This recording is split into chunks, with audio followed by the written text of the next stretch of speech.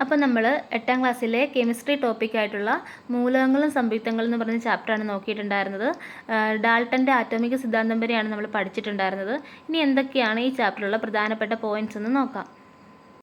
അടുത്തതായിട്ട് ചുവടെ നൽകിയിരിക്കുന്ന പട്ടിക പരിശോധിക്കുക. തന്മാത്രയും ഒരു തന്മാത്രയിലെ ആറ്റങ്ങളുമാണ് തന്നിരിക്കുന്നത്. അമോണിയയുടെ രാസസൂത്രം NH3 എന്നാണ്. അതിൻ്റെ അർത്ഥം നൈട്രജൻ്റെ ഒരാറ്റവും ഹൈഡ്രജൻ്റെ 3 ആറ്റങ്ങളുമാണ്.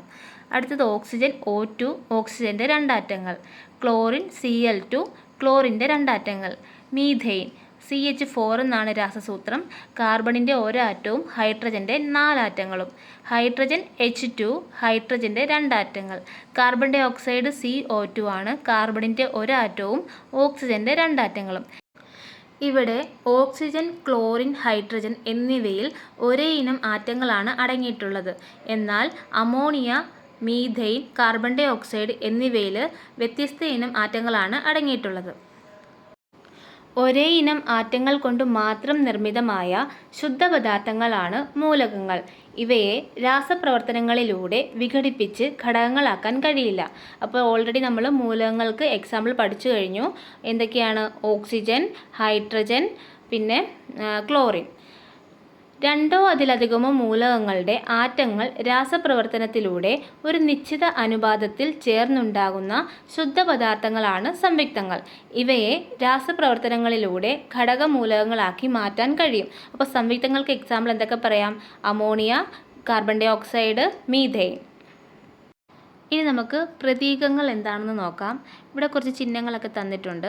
അപ്പോൾ ദൈനംദിന ആശയവിനിമയങ്ങൾക്കായി ചിത്രത്തിൽ നൽകിയതുപോലുള്ള ധാരാളം ചിഹ്നങ്ങൾ നാം ഉപയോഗിക്കാറുണ്ടല്ലോ. ഇവ ഓരോന്നും എന്തിനെ സൂചിപ്പിക്കുന്നു എന്ന് നിങ്ങൾക്കറിയാമോ? എന്തിനായിരിക്കും ചിഹ്നങ്ങൾ ഉപയോഗിക്കുന്നത്? ഒരു ആശയത്തെ ലളിതമായും വ്യക്തമായും സൂചിപ്പിക്കുന്നതിനായി ചിഹ്നങ്ങൾ ഉപയോഗിക്കുന്നു. ചിഹ്നങ്ങൾ ആശയ സംവേദനം എളുപ്പമാക്കുന്നു. ഇതുപോലെ മൂലകങ്ങളെ സൂചിപ്പിക്കുന്നതിനും ചിഹ്നങ്ങൾ ഉപയോഗിക്കാറുണ്ട്. ഇവ പ്രതീകങ്ങൾ എന്ന പേരിൽ അറിയപ്പെടുന്നു. പ്രതീകം മൂലകത്തിൻ്റെ ഒരു ആറ്റത്തെ സൂചിപ്പിക്കുന്നു. അപ്പോൾ മൂലകങ്ങളെ സൂചിപ്പിക്കുന്ന ചിഹ്നങ്ങളാണ് പ്രതീകങ്ങൾ എന്നറിയപ്പെടുന്നത്. പ്രതീകം മൂലകത്തിൻ്റെ ഒരു ആറ്റത്തെയാണ് സൂചിപ്പിക്കുന്നത്. അക്ഷരങ്ങൾ ഉപയോഗിച്ച് മൂലകങ്ങളെ സൂചിപ്പിക്കുന്ന ആധുനിക പ്രതീക സമ്പ്രദായം ആവിഷ്കരിച്ചത് ബെർസീലിയസ് എന്ന ശാസ്ത്രജ്ഞനാണ്. പ്രതീകങ്ങൾ വന്ന വഴികൾ. ഹൈഡ്രജൻ എന്ന മൂലകത്തെ H എന്ന അക്ഷരം കൊണ്ടാണ് സൂചിപ്പിക്കുന്നത്. അതായത് മൂലകത്തിൻ്റെ പേരിൻ്റെ ആദ്യത്തെ അക്ഷരമാണ് ഇവിടെ പ്രതീകമായി ഉപയോഗിച്ചിരിക്കുന്നത്. ഇംഗ്ലീഷ് പേരിൻ്റെ ആദ്യത്തെ അക്ഷരം പ്രതീകമായി ഉപയോഗിച്ചിരിക്കുന്ന മറ്റു മൂലകങ്ങളാണ് താഴെ തന്നിരിക്കുന്നത്. നമുക്കത് ഏതൊക്കെയാണെന്ന് നോക്കാം.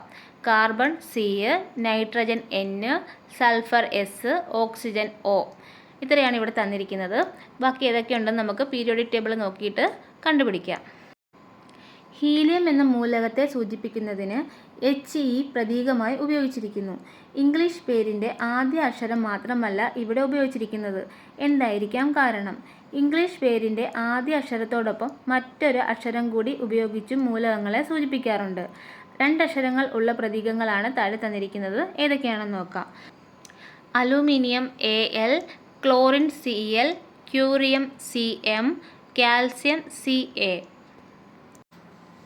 എന്നാൽ ചില മൂലകങ്ങൾക്ക് അവയുടെ ലാറ്റിൻ പേരിൽ നിന്നാണ് പ്രതീകങ്ങൾ സ്വീകരിച്ചിട്ടുള്ളത്. അവ ഏതൊക്കെയെന്ന് നോക്കാം.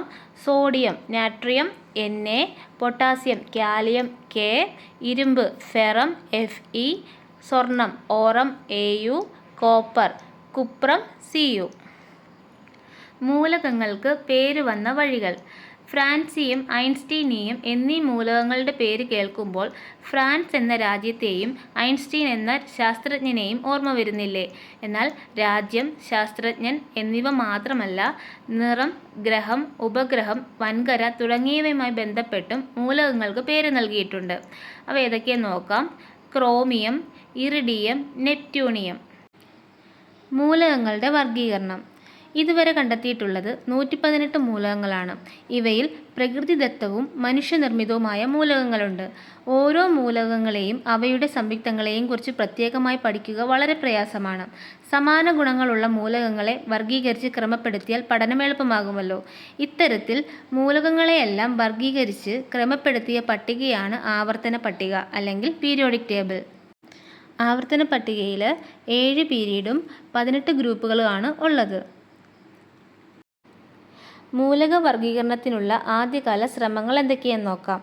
നിരവധി ശാസ്ത്രജ്ഞരുടെ ശ്രമഫലമായാണ് നാം ഇന്ന് ഉപയോഗിക്കുന്ന ആധുനിക ആവർത്തന പട്ടികയിലേക്ക് എത്തിച്ചേർന്നിട്ടുള്ളത്.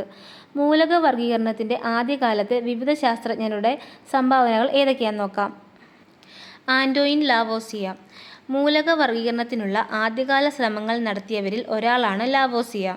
അദ്ദേഹം അന്നറിയപ്പെട്ടിരുന്ന മൂലകങ്ങളെ ലോഹങ്ങളെന്നും അലോഹങ്ങളെന്നും വർഗീകരിച്ചു. അപ്പം മൂലകങ്ങളെ ലോഹങ്ങളെന്നും അലോഹങ്ങളെന്നും വർഗീകരിച്ചത് ആന്റോയിൻ ലാവോസിയ. അടുത്തതായി ഡൊബറൈനർ മൂലകങ്ങളെ എങ്ങനെയാണ് വർഗീകരിച്ചതെന്ന് നോക്കാം. ഡൊബറൈനർ മൂലകങ്ങളെ സമാന ഗുണമുള്ള 3 എണ്ണം വീതമുള്ള ഗ്രൂപ്പുകളാക്കി തിരിച്ചു. ഈ ഗ്രൂപ്പുകൾ ത്രികങ്ങൾ അല്ലെങ്കിൽ ട്രൈഡ്സ് എന്ന പേരിൽ അറിയപ്പെട്ടു. ത്രികങ്ങളിൽ മധ്യത്തിലുള്ള മൂലകത്തിൻ്റെ ആറ്റോമിക മാസ് മറ്റ് മൂലകങ്ങളുടെ ആറ്റോമിക മാസിൻ്റെ ഏകദേശ ശരാശരി ആണെന്ന് ഇദ്ദേഹം സ്ഥാപിച്ചു. എന്നാൽ ഏതാനും മൂലകങ്ങളെ മാത്രമാണ് ഈ രീതിയിൽ വർഗീകരിക്കാനായി കഴിഞ്ഞത്. അടുത്തതായി ന്യൂലാൻഡ്സ് എങ്ങനെയാണ് മൂലകങ്ങളെ വർഗീകരിച്ചതെന്ന് നോക്കാം. മൂലകങ്ങളെ ആറ്റോമിക മാസിൻ്റെ ആരോഹണ ക്രമത്തിൽ വിന്യസിക്കുമ്പോൾ 8ാമത് വരുന്ന ഓരോ മൂലകവും ഗുണങ്ങളിൽ ആദ്യത്തേതിൻ്റെ ആവർത്തനമാണെന്ന് ന്യൂലാൻഡ്സ് കണ്ടെത്തി. ഇതിനെ സംഗീതത്തിലെ സപ്തസ്വരങ്ങളുമായി അദ്ദേഹം താരതമ്യം ചെയ്തു. ഈ വർഗീകരണം അഷ്ടക നിയമം ലോ ഓഫ് ഒക്ടവസ് എന്ന പേരിൽ അറിയപ്പെട്ടു.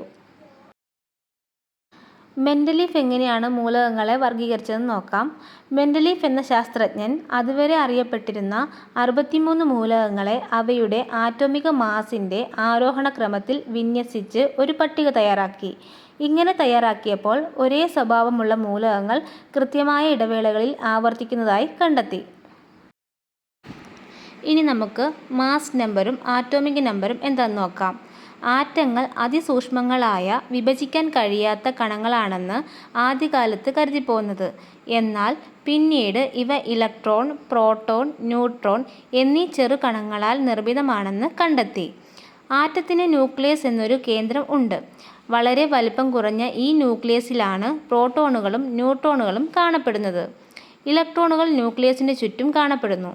പ്രോട്ടോണുകളുടെ ചാർജ് പോസിറ്റീവും ഇലക്ട്രോണുകളുടെ ചാർജ് നെഗറ്റീവുമാണ്. ചാർജ് ഇല്ലാത്ത കണമാണ് ന്യൂട്രോൺ. ഒരാറ്റത്തിലെ പ്രോട്ടോണുകളുടെ എണ്ണം അതിൻ്റെ ആറ്റോമിക നമ്പറായി പരിഗണിക്കുന്നു. പ്രോട്ടോണുകളുടെയും ന്യൂട്രോണുകളുടെയും ആകെ എണ്ണമാണ് മാസ് നമ്പർ. ഒരാറ്റത്തിലെ പ്രോട്ടോണുകളുടെ എണ്ണം ഇലക്ട്രോണുകളുടെ എണ്ണത്തിന് തുല്യമായിരിക്കും. അപ്പോൾ ആറ്റം എന്ന് പറയുന്നത് പ്രോട്ടോൺ, ന്യൂട്രോൺ, ഇലക്ട്രോൺ എന്നീ ചെറു കണങ്ങളാൽ നിർമ്മിതമാണ്. നെഗറ്റീവ് ചാർജുള്ളത് ഇലക്ട്രോണും പോസിറ്റീവ് ചാർജുള്ളത് പ്രോട്ടോണും ചാർജ് ഇല്ലാത്തത് ന്യൂട്രോണുമാണ്.